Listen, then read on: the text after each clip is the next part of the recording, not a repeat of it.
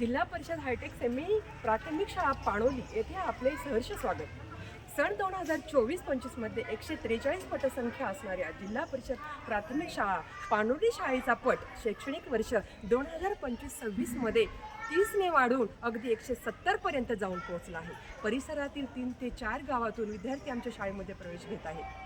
शाळेचा आजपर्यंत मिशन आपुलकी अंतर्गत ग्रामस्थ लोकसहभाग आणि माननीय श्री तुकाराम वाखारे साहेब यांच्या ऐक्य सेवा सेंटरच्या माध्यमातून CSR फंड याद्वारे सुमारे 1,90,00,000 इतका निधी उपलब्ध केला असून त्याद्वारे भौतिक सुविधांची उभारणी केली आणि याच माध्यमातून शाळेमध्ये विविध उपक्रम राबवणे शक्य झाले।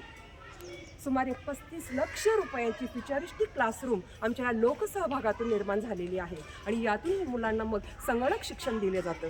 आमचे इयत्ता पहिलीचे विद्यार्थी स्वतःचे रिझ्यूमपासून सुरुवात करत आमचे 7वीचे विद्यार्थी कोडिंगपर्यंत पोहोचले आहे। प्रत्येक वर्गात ई-लर्निंगसह इंटरॅक्टिव्ह पॅनल बोर्ड आहेत। याचा अध्यापन प्रक्रियेमध्ये प्रभावी असा वापर होत आहे। तसेच शाळेची मराठी, इंग्रजी, गणित, सायन्स आणि खगोलशास्त्र अशा स्वतंत्र प्रयोगशाळा आहेत आणि त्याचा सुद्धा वापर अध्यापन प्रक्रियेमध्ये प्रभावी होत आहे। शाळेच्या प्रांगणामध्ये ओपन सायन्स पार्क आहे आणि त्याचा वैज्ञानिक संकल्पना स्पष्ट होण्यासाठी मदत होत आहे। संगीत शिक्षणासाठी आमच्या शाळेमध्ये मार्गदर्शकाची नेमणूक केलेली आहे आणि त्यामध्ये आमचे 15 विद्यार्थी अगदी सुंदर असं गायन वादन करत आहेत। त्यासाठी शाळेमध्ये पुरेसे संगीत साहित्य सुद्धा उपलब्ध आहे। शाळेमध्ये भव्य आणि प्रशस्त सभागृह असल्यामुळे आमचे मुख्याध्यापक सन्माननीय शेख सर यांच्या मार्गदर्शनाखाली परिपाठ, बालसभा, प्रश्नमंजुषा, व्याख्याने, चर्चासत्रे आणि मुलाखती यांसारखे कार्यक्रम आयोजित केले जातात। बालसभेच्या माध्यमातून स्वातंत्र्य दिन, प्रजासत्ताक दिन सोहळा, वार्षिक स्नेहसंमेलनासारखे कार्यक्रम पार पाडण्यासाठी आमचे विद्यार्थी तयार झालेले आहेत।